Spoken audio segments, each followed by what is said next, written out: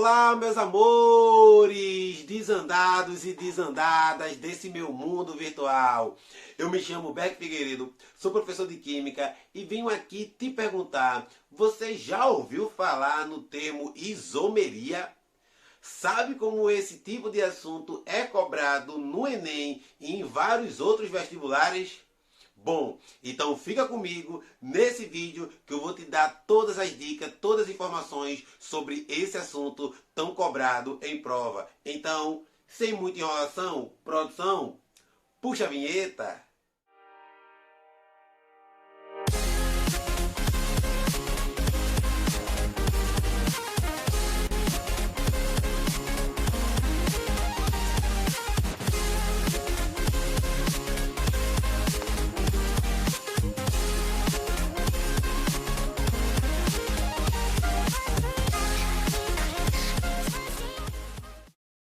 A isomeria é um fenômeno no qual dois ou mais compostos vão apresentar a mesma fórmula molecular, porém estrutura diferente.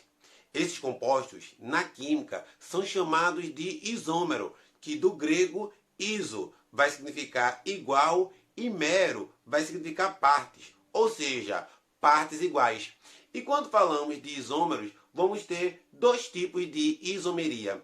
A isomeria plana, também chamada de isomeria constitucional, e a isomeria espacial, onde, por sua vez, esses isômeros são chamados de estereoisômeros. Na isomeria plana, vamos ter 5 tipos de categorias.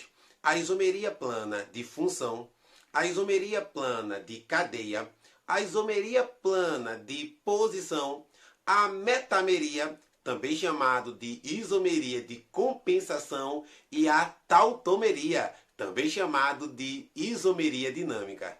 Na isomeria de função, os compostos químicos vão ter a mesma fórmula molecular, porém funções diferentes. Esse tipo de isomeria é muito comum com álcool e éter, com aldeído e cetona e com ácido carboxílico e éster.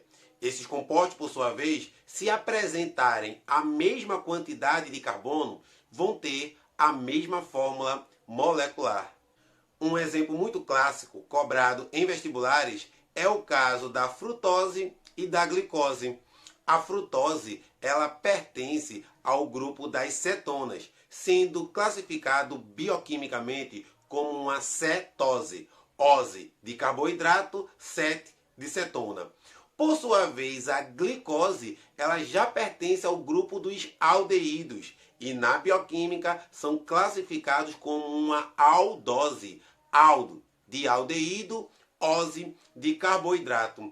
E aí vem um ponto interessante. Quando você analisa a fórmula molecular da glicose e a fórmula molecular da frutose, vocês vão ver que eles vão ter a mesma fórmula molecular, C6H12O6.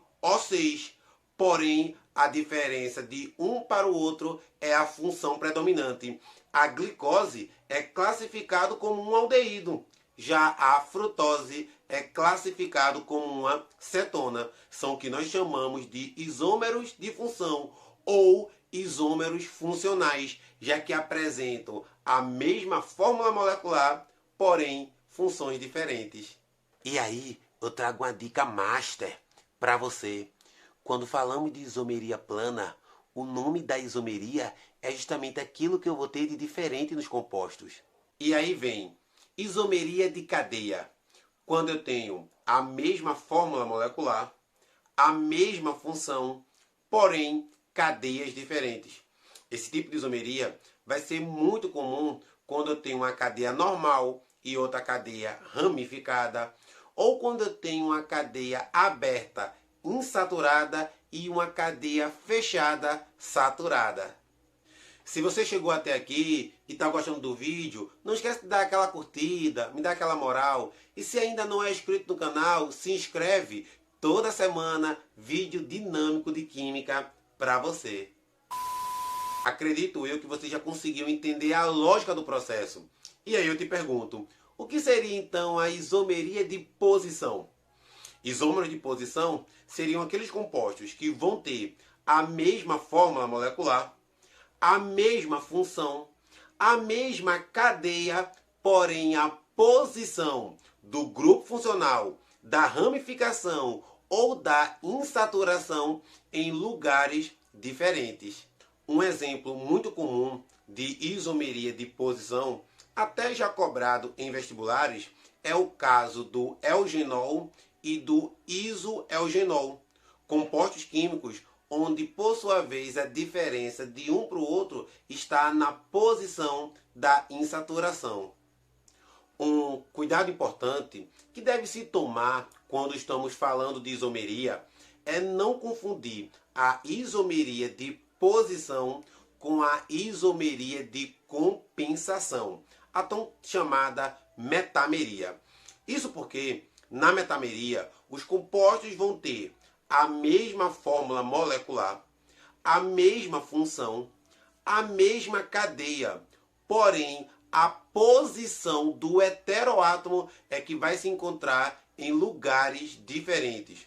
Ou seja, a metameria e a isomeria de posição particularmente têm quase a mesma definição. A diferença é que na metameria, na isomeria de compensação, eu vou ter a diferença na posição do heteroátomo. Ô Berg, e tu poderia me lembrar o que é heteroátomo? Então, heteroátomo são nada mais nada menos que um átomo diferente de carbono entre dois carbonos. Um exemplo muito clássico de heteroátomo é o éter, o oxigênio na função éter, o oxigênio na função éster, o tioéter, quando eu vou ter o enxofre entre dois carbonos, ou até mesmo as aminas e amidas secundárias. Nesses casos, eu vou ter um átomo diferente de carbono entre dois carbonos. Quando analisamos esse composto aqui, podemos ver que ele vai ter a mesma fórmula molecular, a mesma função e até mesmo a mesma cadeia. Porém, a posição no heteroátomo é que vai se encontrar em lugar diferente. Além da metameria, eu também vou ter a tautomeria, chamado de isomeria dinâmica. Esse tipo de isomeria vai ocorrer entre aldeído e cetona quando eles se transformam em enol, ou vice-versa.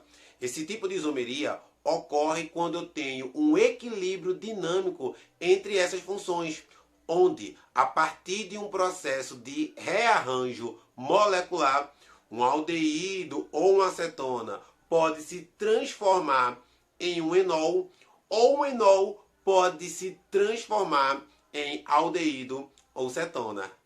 Muito massa, né, gente?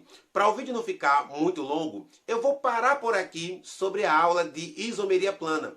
E no próximo vídeo falamos sobre isomeria espacial, onde nesse vídeo vou falar um pouco sobre o isômero cis e isômero trans. Vamos entender porque é que a gordura trans tem tanto problema assim à saúde.